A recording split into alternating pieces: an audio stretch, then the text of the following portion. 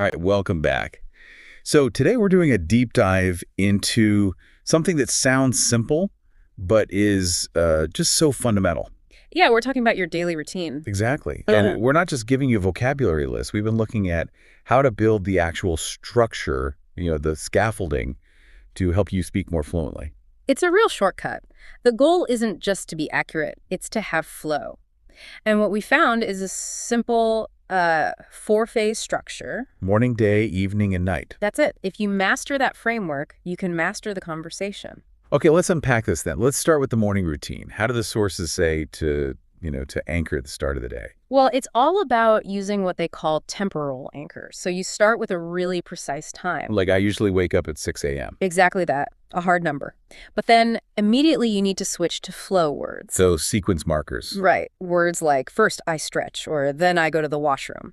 It's those words first, then after that really create the momentum. That makes a lot of sense. So the flow is almost more important than knowing the exact time you brush your teeth. Pretty much. So after the morning stuff, what about the shift to the day routine? How do you transition from being at home to work or school? The time markers get a little softer. The source uses around. For example, I leave home around 8 a.m. So it's a bit more flexible. It is. And once you're at your main location, you switch to more specific actions. Like attend classes and take notes. Or in a work context, check emails, attend meetings, and finish my tasks. And what's interesting is that the day routine almost always has a clear midpoint. Lunch. Yep, an anchor. Like I have lunch at 1:00 p.m. Okay, now this is the part I find really fascinating. The afternoon and evening can be tricky because they don't always have those clear anchors. Right, people get stuck there. But the source material actually includes this problem-solving language, like what to do if you feel sleepy.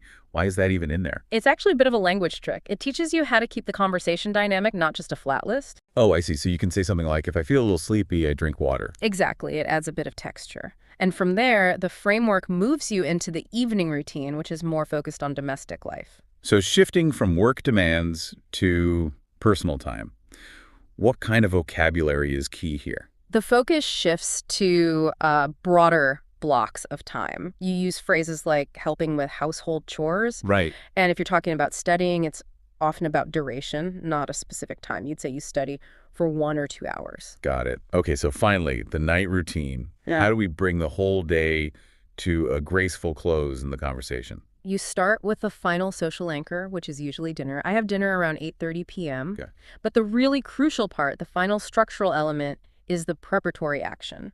What do you mean by that? It's not just about stopping your day, it's about getting ready for the next one. The phrase, prepare for the next day, is key. It wraps up the story. So it closes the loop.